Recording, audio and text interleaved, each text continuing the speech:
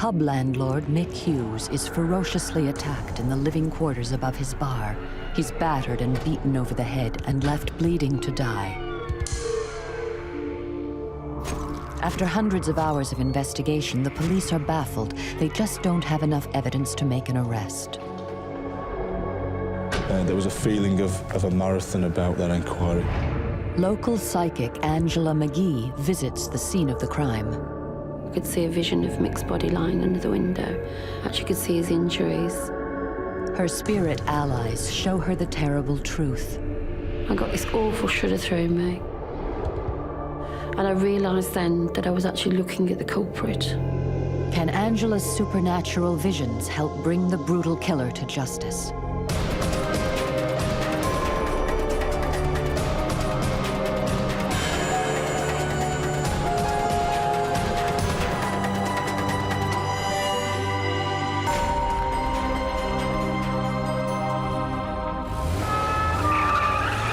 Sunday, April 27th, 2003. Police race towards the quiet village of Pelsall near Birmingham, towards the Royal Oak pub.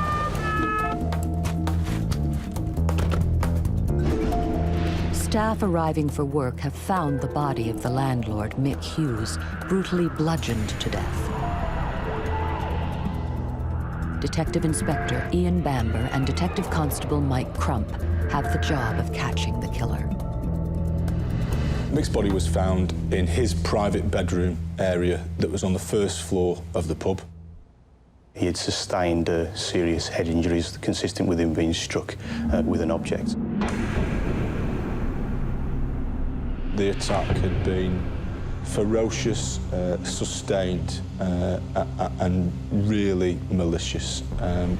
If offenders had meant to incapacitate him, to render him unconscious or knock him out, you could have easily done that with one or two blows. But no, they hit him again and again and again. The bedroom upstairs where Mick slept was ransacked. All the early indications suggested was that it had been a burglary that had gone drastically wrong. Michael Hughes was a family man, just 2 months away from his 60th birthday. His daughter Sharon is devastated by the news. You see it on TV, but until you've actually lived it, you can't describe how it destroys you as a person and as a family. You really can't. They asked me and my sister if we could go down to the morgue and identify my dad's body. It was the worst thing I've ever had to do in my life. Sharon and her family are desperate for justice. But despite weeks of intensive forensic investigation and hundreds of interviews with local people, the police cannot find any conclusive evidence. A neighboring publican decides to call in psychic medium Angela McGhee. I had a phone call from a friend and she asked me to go down to help with the local murder. And my reaction was, what if they don't believe, you know? I'm not going to go down there and look stupid. I said, I'll wait till I get a message through spirit. I'll wait till the right moment. Within days, that moment comes. Well, I had a message from my own father in spirit. It was him that actually told me to go. He said, what about this murder? What about this murder? And then I knew I had to go. I believe that mediumship, you are an instrument of the spirit world. It's not voluntary. You just do what you have to do. Angela drives to the Royal Oak pub. She's never been here before and knows nothing about the murder, but that is about to change. I sat there in meditation for a little while, said my prayers, and put my hands up and said, dear God, what have I got to tell these people? With that, I had a vision. I saw 3 men climbing up a black fire escape staircase, over the roof, over the railings, and in through the French windows. And I thought to myself, that is where they've got in this building. Emboldened by her vision, Angela decides to go in. She is greeted by Beryl Chapman, former partner of Mick Hughes, who is looking after the Royal Oak. barrel shows Angela to the living quarters of the pub. She stands in the hall. Then suddenly she is shown a second vision. I could see bodies struggling, as if there was a real push-pull-you type thing going on, and there was blood. It was just a flash, literally a flash, a vision. Angela goes to the bedroom where Mick met his grisly fate. As she moves into the room, Spirit sends her another terrifying glimpse of the past. Again, another flash, a vision. I could see a vision of Mick's body lying under the window. Actually could see his injuries in his head and down the one side. Now Angela sees something wonderful. And all of a sudden, I saw Mick in my mind's eye. The spirit of the dead publican appears standing before her. And he was making a point of a thick gold chain bracelet which was holding up. Mick tells Angela that his killer also stole his bracelet. Mick said that he knew that person, he had drunk with that person, he had fished with that person, he knew that person very, very well. I felt totally aghast. I just thought, take a deep breath here, I can't believe what I've just heard. It's an astonishing revelation. But before Angela can react, she has another vision. 3 men running away. It's almost as if they've rushed past me, and if I could feel their panic. But one of them had something the size of a shoebox with him. That's all I saw. Angela has never experienced such an incredible barrage of visions, but as she leaves the pub, she has the most terrifying insight of all. As I walked through the pub, I glanced at the bar, and there behind the bar was a young man pulling pints. I got this awful shudder through me, complete coldness. I just felt that there was complete emptiness there, as if it got no soul. And I realised then that I was actually looking at the culprit. Not waiting to see his face, Angela runs from the pub. If she's correct, the killer is still right under the noses of the police.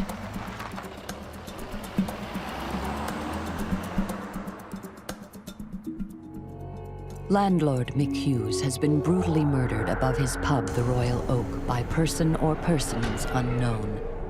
Psychic Angela McGhee has visited the scene of the crime. Her spirit allies sent her an astonishing series of visions containing clues about the murder. I saw the vision of 3 men going up to the back fire escape staircase. I then saw Mick's body. I saw Mick himself. I saw 3 men leaving with something the size of a shoebox. I glanced at the bar, and I realised then that I was actually looking at the culprit. Despite months of painstaking investigation, the police still don't have enough solid evidence to make an arrest. And when there was a feeling of a marathon about that inquiry. There was a great deal of information coming in that was being looked at, but little that was helping us to get to the bottom of what had actually happened. The police are running out of options when fate leads them to Angela. In the course of my inquiries, I met a woman who had met Angela McGhee at one of her psychic meetings. This woman stated that Angela had discussed the murder with her. We decided that whilst the evidential opportunities might be limited, it would really be foolhardy and a bit ignorant not to at least go and speak to Angela. Mike Crump and a colleague go to Angela's house to interview her. She invited us in. She made us a cup of tea, and we spoke to Angela about what she knew. Angela tells the police about her vision on the fire escape and of the body in the bedroom. She had no way of knowing these things, but her account matches closely what police found in forensic examination. I was startled and sceptical, equally curious and intrigued. Now she really begins to surprise the police. She claimed that 3 men had been involved in the murder and that one of those men had known Michael Hughes. It sounds incredible, but Angela's information fits with a number of theories the police are working on. To put numbers on offenders raised some eyebrows, but from analysing the scene and trying to generate some hypotheses around what had happened, I think we were all fairly comfortable that it was more than one. She'd had a vision of them running away, one of them carrying a shoebox-shaped object. The police know what Angela does not, that a safe the size of a shoebox was taken from the pub. We clearly knew that the safe had been ripped from its housing, so to hear Angela describe a box-shaped object being carried by a man was fascinating. Angela's visions confirm facts the police already know or things they suspect. Her account fitted in on a number of features with the hypotheses that we were running on. The difficulty for us was trying to match any evidential facts that we knew about with Angela's vision. At the time of speaking to Angela, I was a little cynical and sceptical about the information she was providing, but in the fullness of time it was quite surprising how accurate some of the information she provided turned out to be. Angela has given the police fresh clues, but for now they don't know what to make of them. The lead officer tries to reassure Mick's grieving family. He'd come out and he'd explain there is things happening and we are working, but obviously we can't tell you everything in case it leaks out or in case it's wrong information we're receiving. He said, but trust me, we will sort this out and we will come one day with the answers for you. For the police, the pressure is on. Then Angela McGhee has another startling revelation. I woke up the one morning, as I do sometimes, with messages. What I kept getting in my mind was a dolphin, block switch, dolphin, block switch. Angela phones a friend to tell her about the message. I was telling her about, I'm sure this is to do with the murder. I was getting the dolphin, block switch, a dolphin, block switch. And she said, there's a dolphin pub. I wanted to relay that information to Mike Crump, so I gave him a call. Operation Greenside, DC Crump speaking, how can I help you? And I told him about the dolphin and block switch and that something would happen in 3 days. All of a sudden, I get a name. Yeah, OK, let's just get a pad and I'll just write it down. I felt it was more like a nickname of either Daz or Gaz. And I felt that was also associated with murder. Angela's information is relayed to the incident room, but for now, it's useless. Then, the police make a key discovery. They find the missing safe in a canal. This is the canal at Slacky Lane, from where we recovered the safe that was from the Royal Oak pub. It was a breakthrough. It is important that we recover physical evidence, such as the safe. Suddenly, Angela's message about the dolphin becomes clear. And the Dolphin public house is situated just at the top of the road, about 150 yards away from the spot where I'm standing now. There is no earthly way that Angela could have known this. At the time that Angela spoke to us about the Dolphin public house, there was no obvious connection between that pub and our investigation. It hadn't featured at all. At the very least, it was interesting. Police are left wondering about Angela's message of the nickname.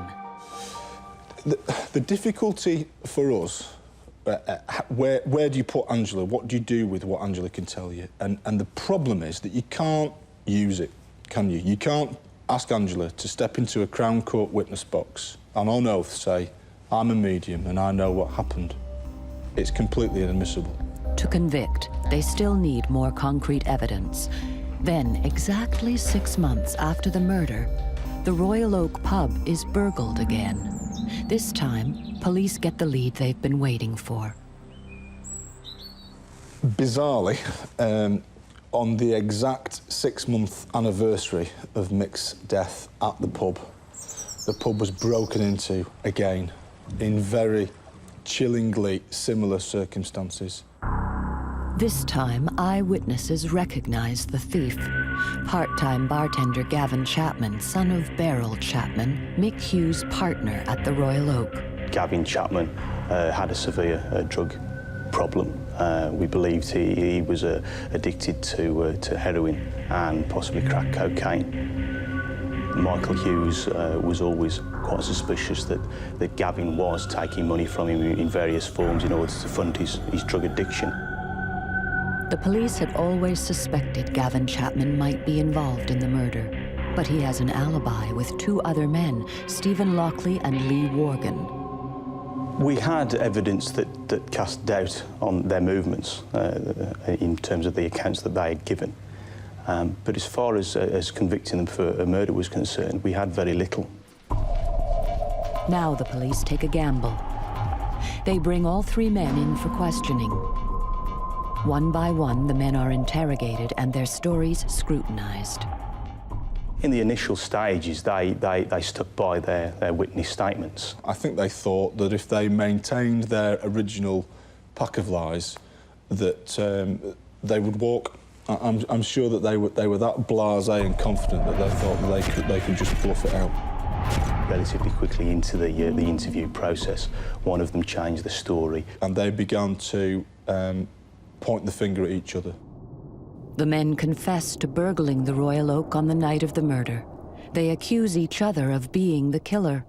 Police decide to charge them all with murder as a joint enterprise. It's a bold strategy.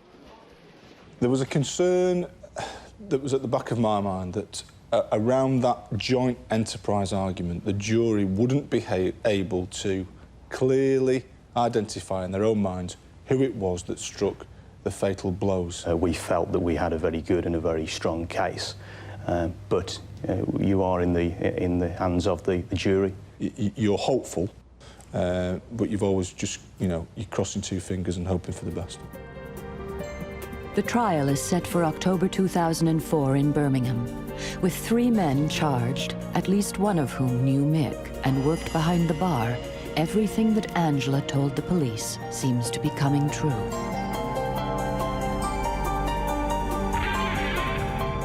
Gavin Chapman, Lee Worgan and Stephen Lockley are set to be tried for Mick Hughes' murder.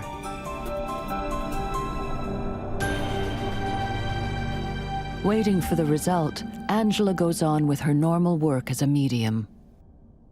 It was a few months later, after I had my visit to the Royal Oak, that I had a phone call. Carol Hall has lost her mother and wants a medium to contact her in spirit. I had no previous knowledge of Angela before this phone number was handed to me. In fact, she was one of about 4 numbers that were handed to me. And the reason I picked Angela was because she was the one more local, because I didn't know if there was a radius to how far they'd travel. And like the address was pretty local, so I thought I'd go for Angela. Angela visits Carol one evening at her home. Angela sat in the bedroom and I sat on the chair, more or less opposite to her. The spirit of a mother came through, and I felt that her mother's energy was all around the bedroom where we were. And then I told Carol that her mother was with her son in spirit. Got to talking about it, and then they just said, which was the devastating bit, who's Michael? And that was when I just went to pieces, and I says, that was my brother. And she said, your mum's telling me she called him Michael, everybody else called him Mick, which was spot on. Then all of a sudden, I had a flash of the Royal Oak and a flash of Mick in my mind. And I said, it's Mick from the Royal Oak murder. The look on Angela's face, it couldn't be captured on tape when she suddenly realised who she was talking about. She said, he keeps telling me, I've been there, and he says, can I ask, is it the pub in Pelsall? And I says, yeah. It's an amazing revelation. Angela didn't know it, but Carol Hall is Mick Hughes' sister. Mick's spirit has sought her out again. I could hear Mick say that he would see justice, and he would see justice 3 times. All I heard was justice, justice, justice. And then I says to Carol, I can see the family with their hands up in the air in triumph. And he also said something about Stafford and time, which I had to relay, which didn't make sense to me at the time. With the trial hanging in the balance, Angela's message gives comfort to Carol. With my brother coming through via Angela and saying that justice will be done, she was so right with Mum. I wanted this to be so right as well. But until the jury gives their verdict, the family can only hope that Angela's telling the truth. Just days before the trial is due to start in Birmingham, part of Mick's message becomes clear. Another case has overrun. The trial is moved to Stafford Crown Court. The court case, up until the Friday prior to the Monday's date for the court case, was going to be Birmingham, then it was going to be Wolverhampton, and on the Monday we had to go to Stafford, which was uncanny, very uncanny, because we weren't aware of that, nobody was. For police and the family, it's a tense time. You've always got that element of doubt in the back of your mind, and you're worried about how the jury will perceive the evidence that you feel is very strong, and how your witnesses will come across as well. The trial runs for 3 long weeks. I was struck by how appallingly badly the 3 male defendants conducted themselves throughout the whole trial. They sat at the back of the court and grinned, chuckled to each other, made smug comments about some of the witnesses that appeared in the witness box. And when they were ultimately asked to give evidence, they made the worst job of it I've ever seen in my life. They were absolutely appalling. They were flippant, clearly telling lies. Chapman was asked whether he wanted to take the oath, and his very first words to the jury were, whatever.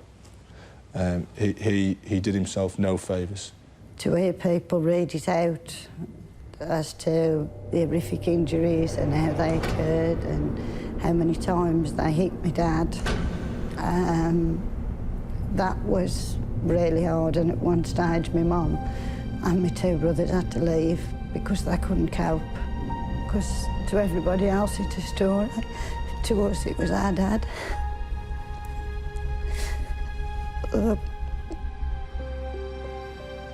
Finally, the moment of truth arrives. When the jury went out, the courtroom is charged with emotion. It's all right, I'm just sitting there thinking, please God, let them say guilty. The 3 men are found guilty. As Angela predicted, justice has been done 3 times. Each of the 3 men were convicted of the murder of Michael Hughes.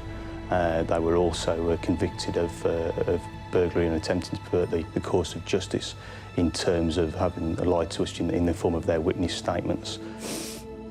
It was just unreal. It was a dream come true. As the family leave court, a photographer is waiting. He said, well, for the picture you're going to have to punch the air and smile. In a flash, Angela's last vision becomes reality. But when I saw them, their hands go up, and I thought, yeah, that's completed the picture now. Angela's messages to the police and the family seem to have proved uncannily accurate. On speaking to Angela initially, I was quite cynical and sceptical about the nature of the information she provided. But in the fullness of time, aspects of it turned out to be quite accurate. Whilst it was always of limited value to us as police officers, this was nevertheless surprising. Stepping outside the police officer function and thinking about myself as a person and Carol and Sharon spending some time with Angela, if I found myself in the same circumstances and I saw that olive branch of hope Would I reach out for it? Yeah, I probably would. It's been an incredible experience for Angela. I feel I've done my job's worth. I know that I work for the God Energy Force and the God Energy Spirit, and I'm just an instrument. But to me, it's like a pat on the back, I think. It was just a nice pat on the back.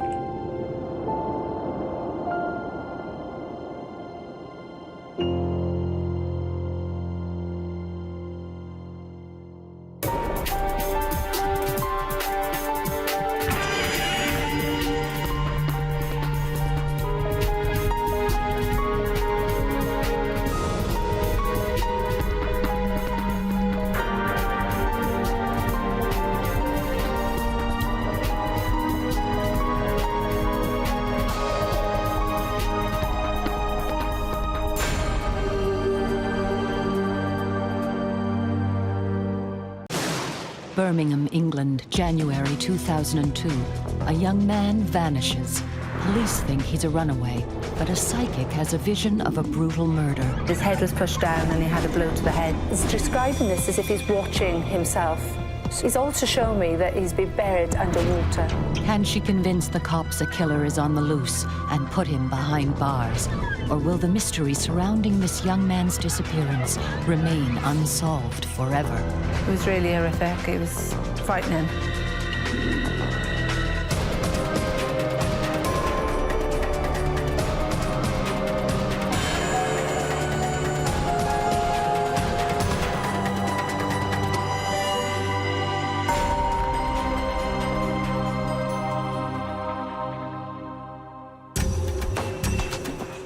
Birmingham, a bustling city in the heart of England and a centre of business and finance.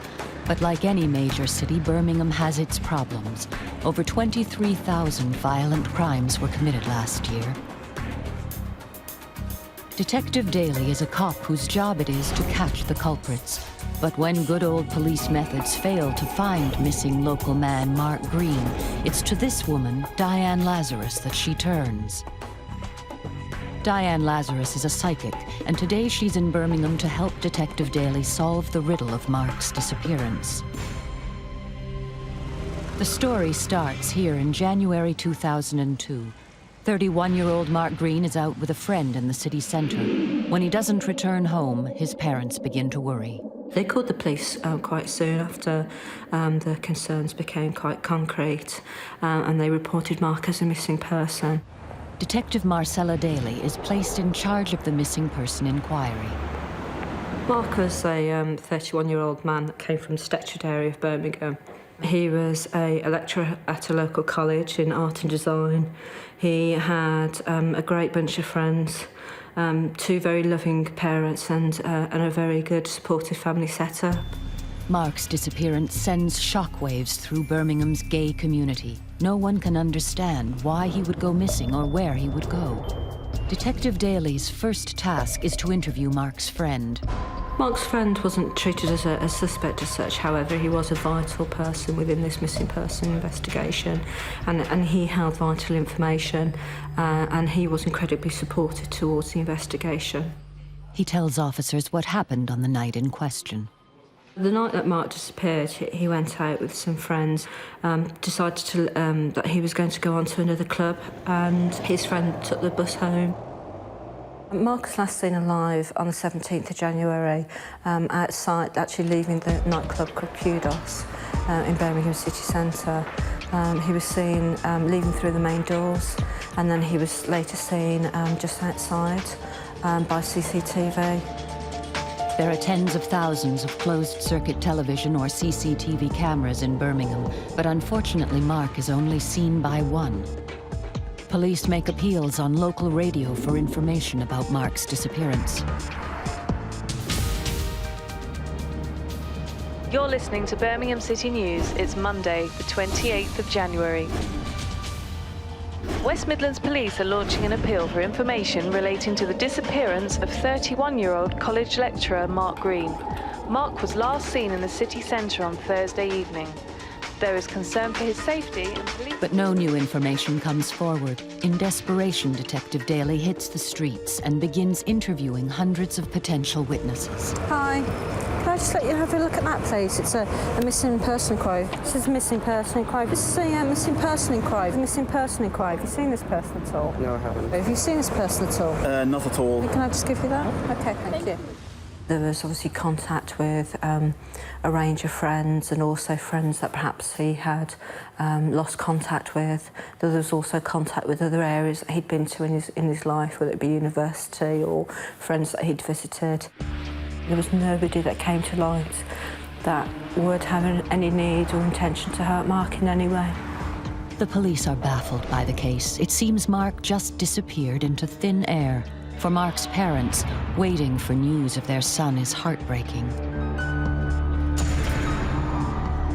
Anne and Don Green, throughout this investigation, were incredibly brave and have my utmost respect. It's very difficult to actually wake up every day knowing that your son's not there and nobody can find him and nobody can explain whilst he's not there.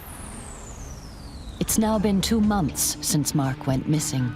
Over 150 miles away in Wales, psychic Diane Lazarus is holding a private séance for a woman called Myron Green. She wants to contact her daughter who died the previous year. The reading is taped for you, just in case his message is passed on for other people.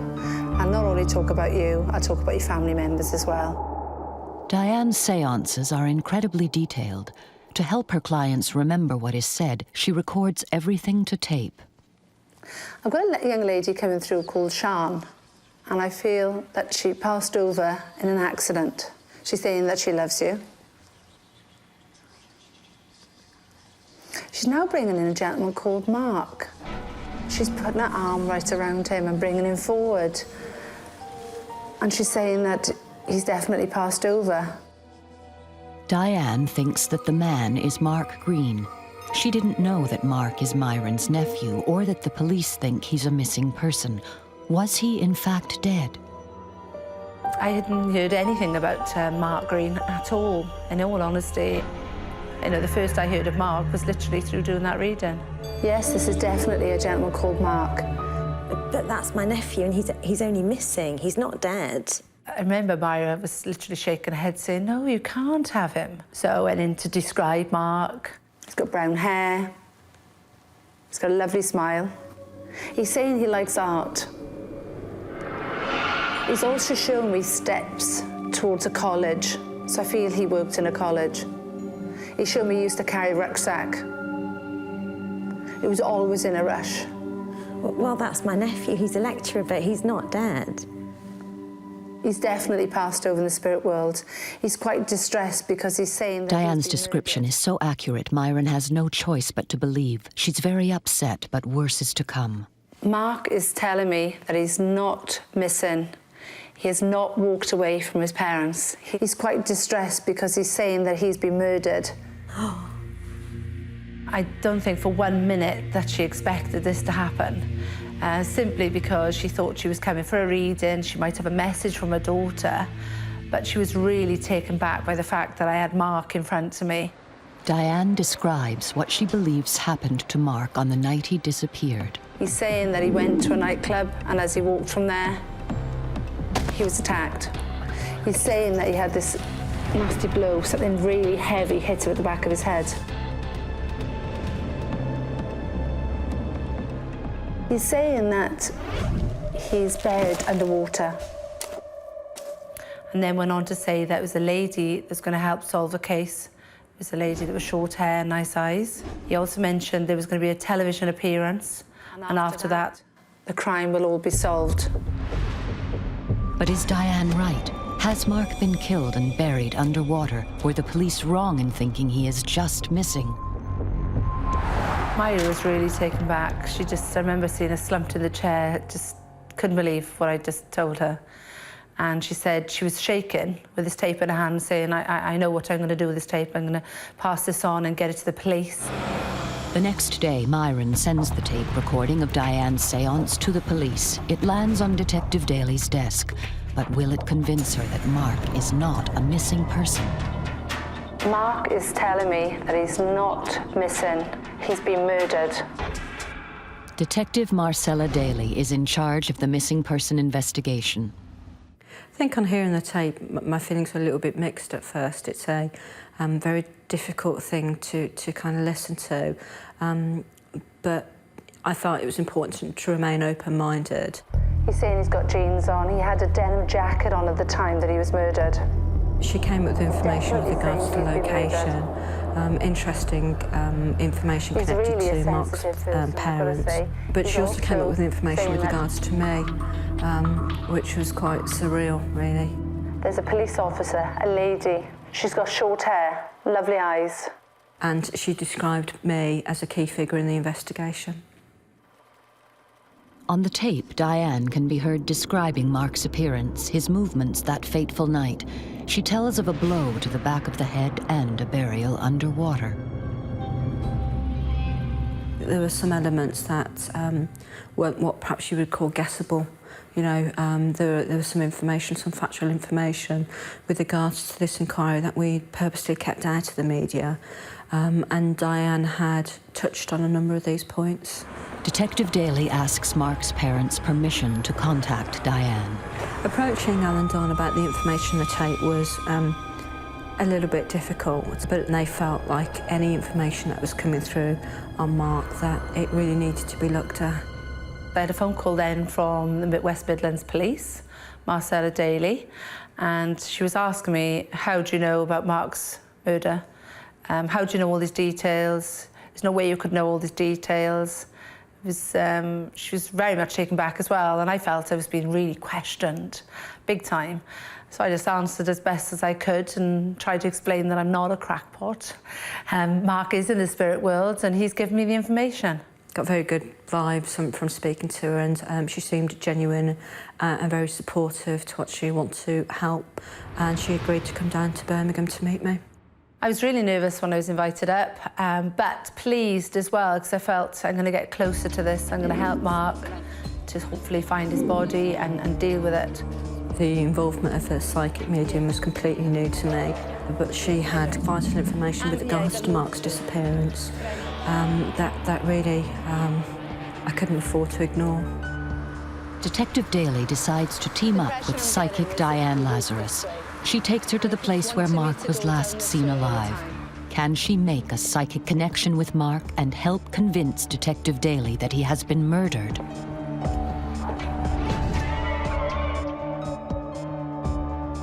She felt a very strong feeling to walk in a particular direction, and that direction was actually supported by CCTV footage of Mark, and in fact it was actually the last footage that I had of Mark. The CCTV here, just that one there, we've actually got a picture still of Mark just standing here actually chatting to somebody. We don't know who that person is and they haven't come forward. I could literally see Mark ahead of me, and he's saying, walk this way. Diane believes that Mark is guiding her and Detective Daly along the route he took the night he disappeared. To him. Mark literally showed me in great detail which way to walk. Just want to go straight down here. Okay. We said take a left here, take a right here. Because to me, he's coming through really distressed at this point.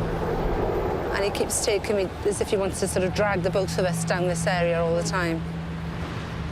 Quite clearly I had an understanding of where Mark had gone, and Diane, without having that information, walked that route, and I followed her and listened intensely to what she had to say.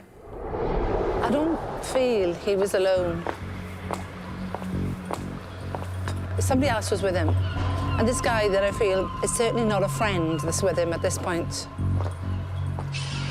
It's as if he was staring Mark out. I kept looking at him, staring at him. It's as if he wanted me to see into his eyes, and I felt as if I was drawn into this guy's eyes. And he said, can you see what I've seen? Walking with Diane as she was talking about how Mark was feeling, providing this information, it was quite unusual. Certainly the trained detective in me that was very much used to dealing with factual information was still remaining very open-minded. I didn't disbelieve her. I was pleased by Marcella because she questioned a few times, but she took in all the information that I gave her, which was brilliant. And she accepted what I was saying. She didn't try and sway me anyway. She said, do you think he was here? How do you think he looked? Which way did you describe him? You know, all the right questions she should have been asking, really. After 5 hours walking, Diane, Lazarus and Detective Daly arrive at this housing estate in Birmingham's Highgate district. This is definitely it, definitely. And I remember actually getting to some flats and he kept saying, Diane, here, this is the place. The psychic connection is now stronger than ever. Mark begins to reveal the full horror of what happened to him that night. He was really hitting him and beating him up. When Mark was pushed down and kept being pushed down, he had a blow here, right there at the back of his head. The impression he keeps giving me is that his head was put down. But police have no information to suggest Mark would ever come to this area of Birmingham. He didn't have any friends here, and it's miles from his home. It was really horrific. It was frightening. When I was actually standing there, and hearing this information, it was unbelievable. I was looking in thinking, you know, where are you, Mark? He kept saying, you're not going to find me here. You're close. You're not going to find me here. But I'd been taken away, and I could see black bags being laid out. It was terrifying. For me, even, I was in a right mess, and I felt awful. And I thought, these people are going to think I am nuts to say these things to them now. But the walk has a dramatic effect on Detective Daly. Her growing suspicion that something sinister had happened to Mark is now confirmed. She decides to upgrade the missing person case to a murder case. Diane Lazarus has done her job. It's been several months since Mark Green was first reported missing from home in Birmingham, England. With the help of psychic Diane Lazarus, police are now treating his disappearance as murder. Because of some supportive information on the tape, as well as a very intense investigation, the decision was made quite quickly to upgrade the investigation to a murder investigation. It's incredible, but a tape recording of a séance is being used by police to catch a killer. Using information provided by Diane Lazarus, police begin to search whole new areas of Birmingham. Diane provided particular information with regards to locations and areas and materials that she felt were important, and that information formed part of my searching of areas. It's an agonizing time for Mark's parents. The waiting for Mark's parents was just completely devastating. Not only Mark's parents, but obviously key family members, and also Mark's partner at the time. And there was just no way of actually describing how completely devastated they were as every second ticked by, really. But despite their best efforts, the police find no evidence of Mark. It was very frustrating for me as the main officer in the investigation, not to find Mark when I felt so committed to finding Mark. It isn't just Detective Daly who's growing frustrated. The length of time that Mark was sort of waiting for this case to be resolved, it was actually frustrating for Mark. But in that time, I actually did his mum a reading, and his dad. And Mark actually told me that there'd be a television programme, and after that television programme, the whole thing would be actually solved. This is the second time psychic Diane Lazarus has said a TV show will lead to the crime being solved. The first time was during the séance over 5 months ago. When Diane spoke on the tape, she mentioned the use of media, a wide range of media, but also that we'd be attending a TV show. Incredibly, in May 2002, Detective Daly is called and asked to take part in a talk show. There's going to be a television programme. With Diane's words ringing in their ears, she agrees to take part. I certainly felt with regards to Mark Green that we really could not afford just to ignore it, and felt I had to justify to the inquiry, and felt I had to do it for the parents. And Marcella rang me and said there is going to be a television programme, and I was really taken back. I remember watching it and thinking, it's not going to be long now. A very unusual step, but it felt... During the programme, Detective Daly is criticised for using a psychic in the investigation. This was a real help. It enhanced the investigation. Yeah, I noticed you used a very kind of careful word there, enhanced. It was quite critical of the approach that I had personally taken with the use of clairvoyance mediums, What I stress and what's important for any family that's considering this, that there are lots of people out there that will take advantage, quite clearly, but there are still people out there that have talent and do want to actually help people when they're in such a vulnerable state to find missing loved ones. The broadcast comes as a shock to one man in particular. Scared that the police are closing in, he decides to save himself and step forward with information about Mark's disappearance. A person called James came forward and basically provided information to say that his brother was responsible for the murder of Mark. And that he was responsible for helping his brother dispose of Mark's body. I was pleased that this gentleman had walked into the police station and obviously said that he'd been involved in committing the crime, because it's exactly what I'd said. I said there was going to be a television programme, and from that moment on, I knew somebody was actually going to own up to it, so to speak. Incredibly, Diane was right. A television show has brought a killer to the surface. But what did happen to Mark on the night he disappeared, and where is he now? James's brother, Robert McMahon, is a neo-Nazi with a history of violent crime. Police arrest and charge him with the murder of Mark Green. But despite intense questioning, Robert refuses to confess to the killing, but James does talk. He tells police that Robert killed Mark on the night of January 17th in his flat in the Highgate district of Birmingham, the exact location Diane led Detective Daly to months earlier. I remember Marcella giving me a call up and saying that the place where I'd taken her was actually a spit away from where Mark had actually been murdered. So it was well worth going up to Birmingham and taking that walk. Before this case, Diane Lazarus had no connection to Birmingham. There is no way she could have known either the area or Robert McMahon. So how did she come so close to the murder scene? Weeks before, months before, I was standing in the spot thinking, I can't be in the right place, no way. And yet, that information was brilliant. Sometime after the murder, Robert McMahon takes Mark's body by taxi to his brother James's house in Coventry, 50 miles away. With James' help, they bury him under a pond in the back garden, just as Diane had seen in her horrific vision months earlier. When I found out that Mark's body had been buried under a water feature, it was just unbelievable.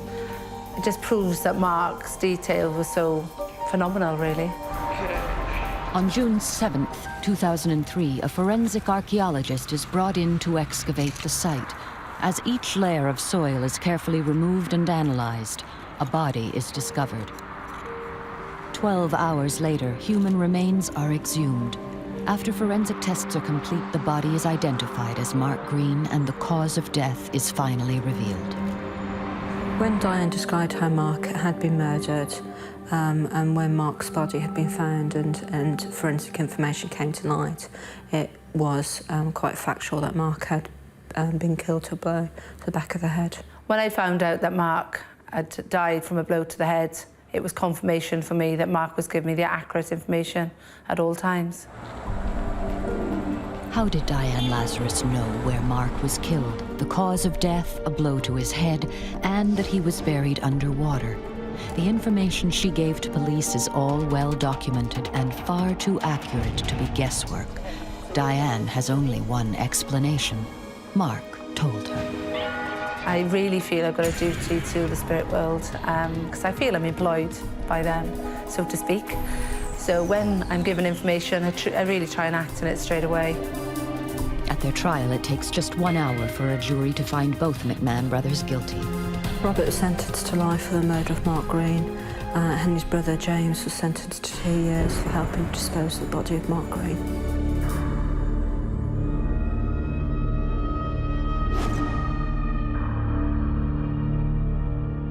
I think Mark's parents had basically been to hell and back with Mark's disappearance and murder. I think the case, when it came to an end and when the two were found guilty and sentenced, was a relief to both Anne and Don. But again, it just re-emphasised the great sadness and the great loss in their life.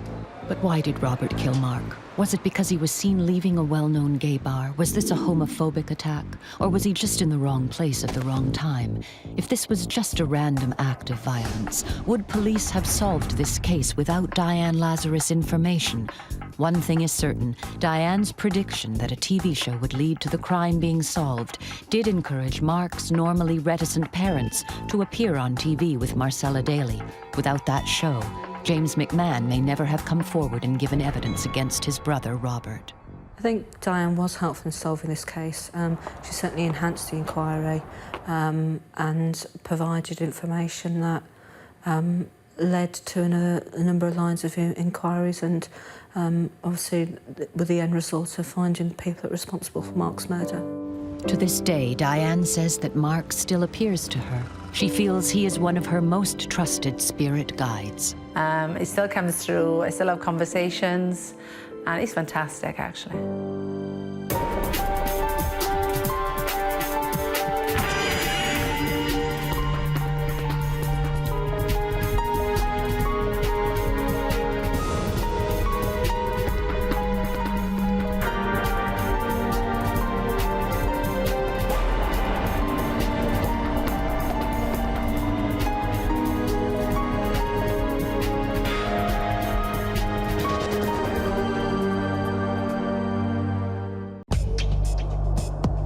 Drug trafficking as a career is fraught with occupational hazards, most notably violence, which in extreme cases can cause death. So when a father learns his wayward son has gone missing, he hopes for the best, but suspects the worst. And when the police can't find him, the father enlists the help of not one, but two psychics. Now I got a sense right away that he was gone. You're not looking for a living human being anymore. You're looking for a body, and a body can be anywhere.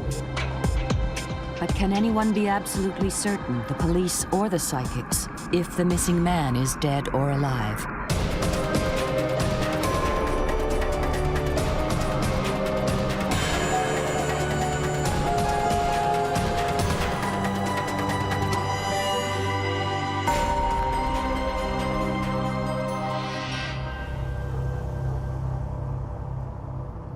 Back in 1994, Lawrence Embro was a businessman. He was, for all intents and purposes, an upstanding citizen, a member of the community. He had a fiance. His fiance and he had were to be married in 3 or 4 weeks. So he had all the characteristics of a normal citizen. Normal, except his business was dealing drugs. And apart from having a street name, Shaba, Lawrence Embro wasn't your stereotypical supplier. The number one anomaly in this whole situation was that it didn't appear as though he actually used drugs or had any involvement in drugs. His lifestyle didn't depict that. His family relationships didn't depict that. It appeared as though his involvement was just that of business. Apparently, Embro's plan was to make enough money to retire from the drug business, go straight, and start a new life with his fiancée in Dallas. But the best laid plans of mice and men. Oklahoma City 911. Okay, and what's your name, ma'am? If you could just calm down, we've got officers on their way to help you out. The call was from a woman who had been terrorized by thugs breaking into her home. The woman was Lawrence Embro's mother-in-law-to-be. There were 3 people in the residence when the incident occurred. There was a woman, she's about 45 years old, and there were 2 children, 9.5 or 10 years old, where the door burst open, and these 2 individuals, both of them with weapons, immediately began striking her, forcing her to the ground, covering her face, loud abusive threats, threatening to kill her, dragging her and telling her, you know, don't look at me, don't look at me, forcing her to the back of the residence where the children were found. At the same time, we're asking, you know, where's Shaba's money? Where's Shaba keep his property, his stuff? Of course, they were dumbfounded by the request. They didn't know what to think, and of course the kids were terrified, and the mother or the woman was cooperative. They all were. As this continued, for whatever reason, and it appears to be just an opportunistic thing, one of the suspects took the woman to a different room and continued searching, and then at one point sexually assaulted her. Apart from $40 taken from a piggy bank, the assailants leave empty-handed. When Evans interviews the victims, it becomes apparent that the men were looking for Lawrence Embro, but Embro is nowhere to be found. The fact that he doesn't return phone calls immediately raises suspicion. Had it not been for the fact that the home invasion also included reference to him, there would have been some resistance to taking that kind of complaint or that kind of concern seriously.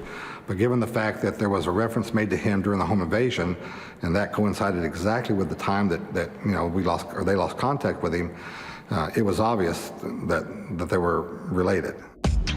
But in this case, because of the timing of Embro's sudden disappearance and the ransacking of his mother-in-law's home, Evans felt that there was an obvious connection. He called Embro's father and advised him to file a missing persons report with the Midwest City Police Department, the jurisdiction where Embro lived. Now there are 2 official police investigations. While Dan Evans of the Oklahoma City Police Department handles the home invasion, the missing persons case is assigned to Midwest City Detective Pam Gray. One of the first solid leads is the discovery of Embro's car, clean as the day it rolled off the assembly line.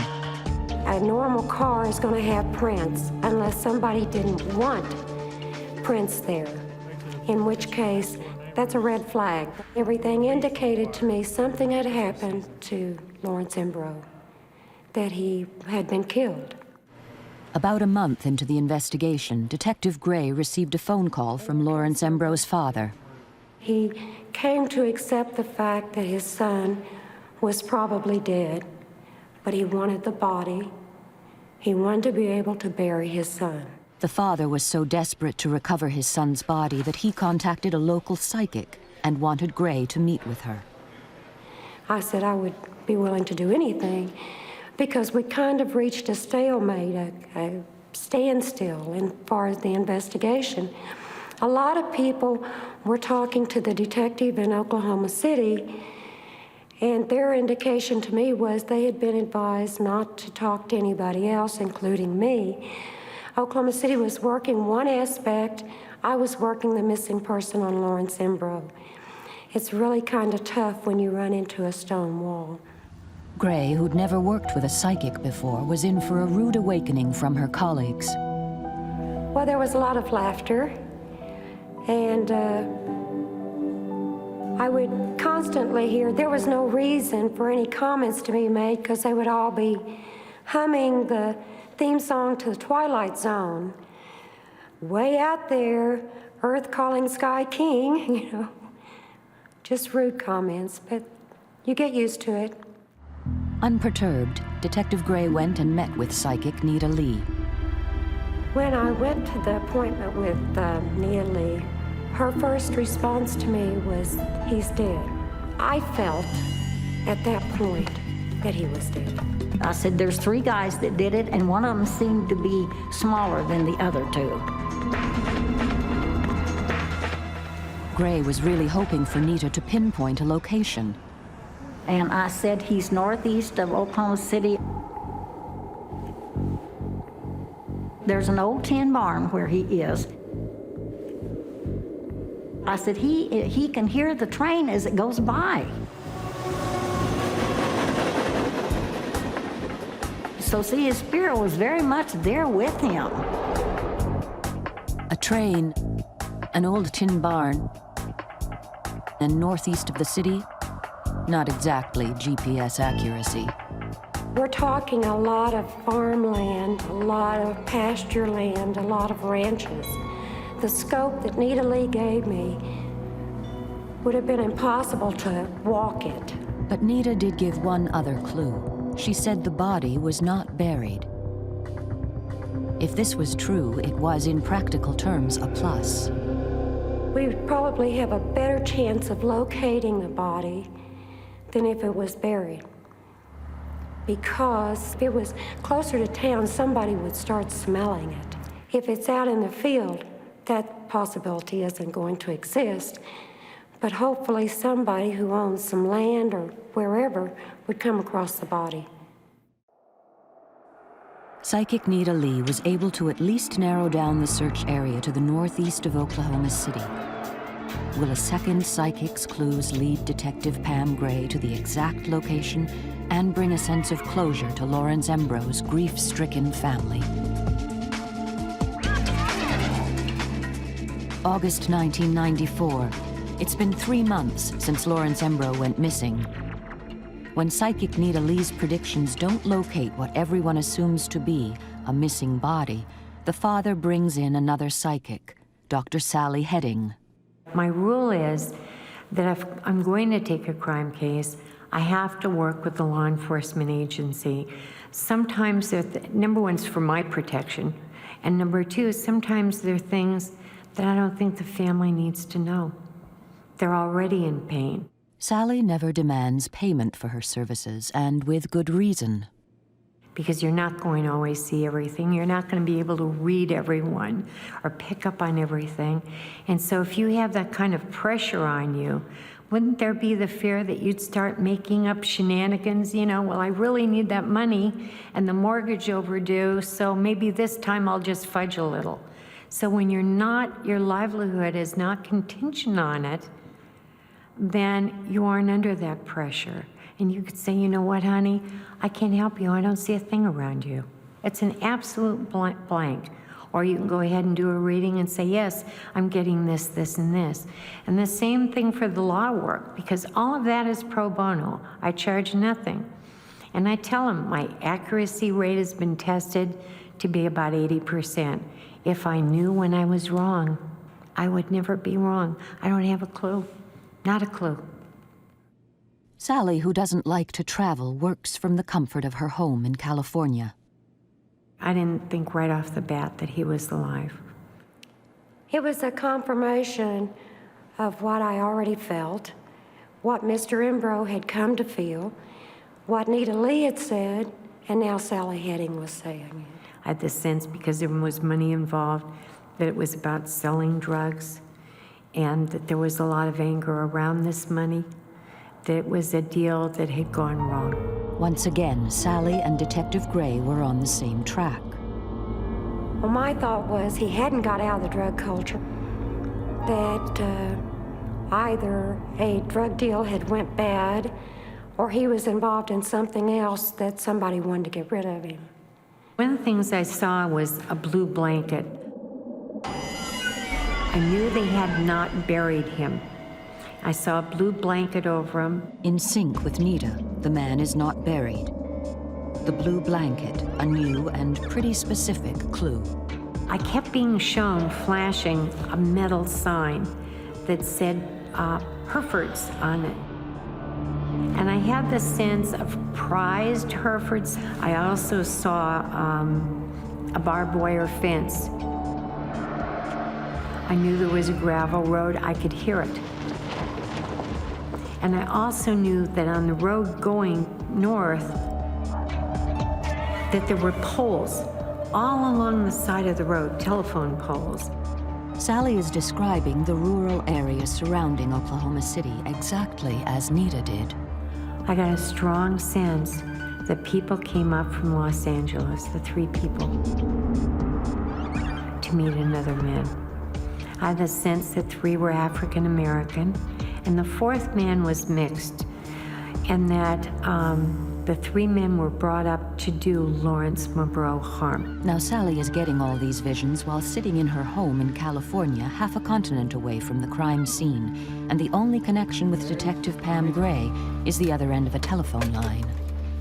Sometimes I'll see like flashes of images. Sometimes I'll feel as if I'm right there going through it, as if that person has walked through me or entered me and I'm walking along with them, or that they're holding my hand and showing me something. And sometimes it's not like hearing voices, it's from within. It's not like someone's whispering in your ear. Sometimes you'll hear a noise that might be connected with a crime scene or something. I have to confess, I started imitating my fellow detectives humming the theme song of Twilight Zone. You know, I've got this phone call and I've got this woman telling me these things. And she's over 1,000 miles away. Yeah, right, you know. I knew this was a woman who hadn't believed in Santa Claus or the Tooth Fairy for many, many years, and I think I was on that list, you know, of people to be debunked. But I tended to believe, or at least have an open mind, because some of what she had told me was consistent with what Nita Lee had told me. But it was strange to me how people 1,500 miles away from each other were consistent in what they were saying. You know, I really believe that's the exceptional police officer who will set their own belief system aside and do whatever it takes to solve that case. And I think she has that kind of intelligence and insight. Sally's final prediction was astonishing. The body is going to be found by deer hunters. It's going to be happenstance that they come upon this body, and there will be two of them. Unfortunately, the notion of two hunters finding the body doesn't actually define or even narrow down a time frame. In Oklahoma, there's always some unsuspecting creature in season. Deer, dove, crow, rabbit, wild turkey, pheasant, quail, even squirrels are on the hit list. Detective Gray drives the general area northeast of the city, hoping Sally's clues will lead her to the body of Lawrence Embro. But even she admits it's a long shot. You would have to have literally millions of people just walking side by side to cover every square inch. It's like the needle in the haystack. Hopefully you will see something, but the possibility of that are slim and none. Sure enough, the search proves to be a waste of time.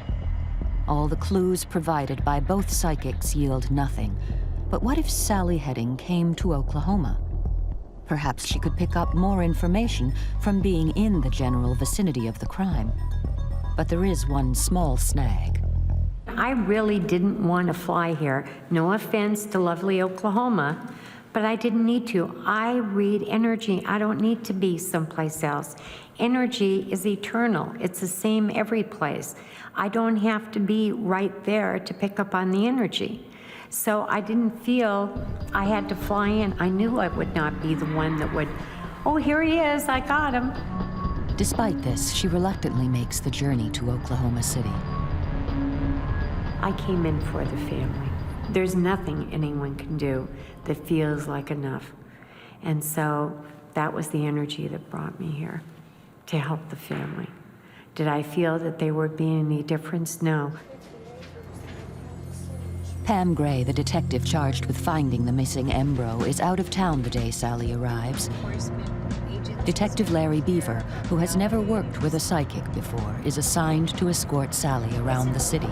I was a little bit apprehensive, to say the least, but I was a little excited also. Having an opportunity to work with someone outside the field of law enforcement seemed like it was going to be, like I said, exciting to me. I said, you know, once we get into Midwest City, I'll take over. I'll just tell you where to go, you know. Fortunately, we didn't end up in Cucamonga. Beaver takes Sally to a known crack house on the outskirts of the city. The rumor on the street was that this is where Embro may have met his end. 2 years before Embro went missing, a mass murder occurred here. 5 women were stripped and stabbed to death. Sally picks up on the bad vibrations. Wow. Can't imagine everything that's happened here. A lot of bad things. A lot of bad things.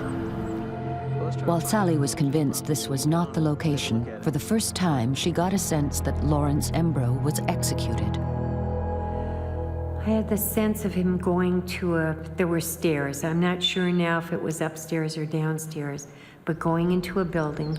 He walked in, there were other men in there. Some of them he didn't know. There was the energy of hostility. He was anxious. I could feel that sense of anxiety, discomfort. You know, I don't want to be here.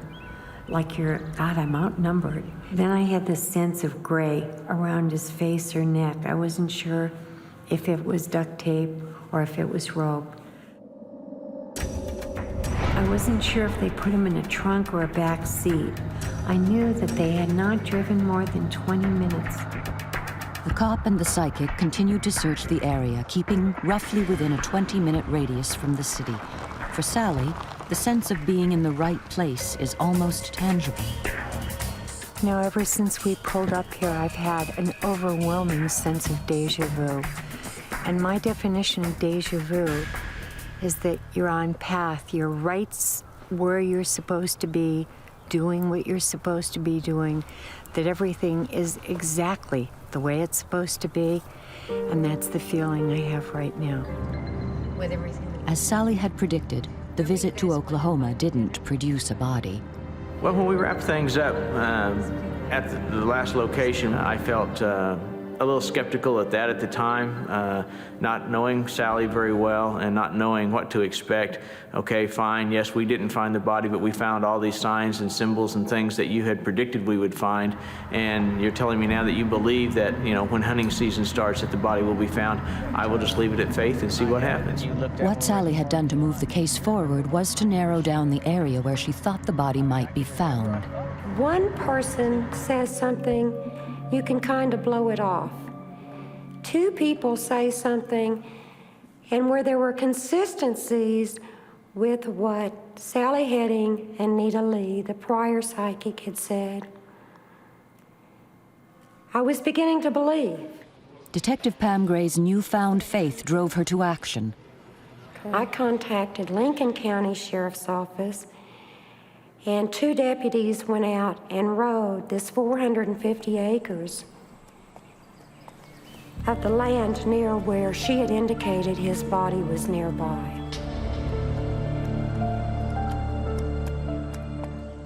The deputies find nothing.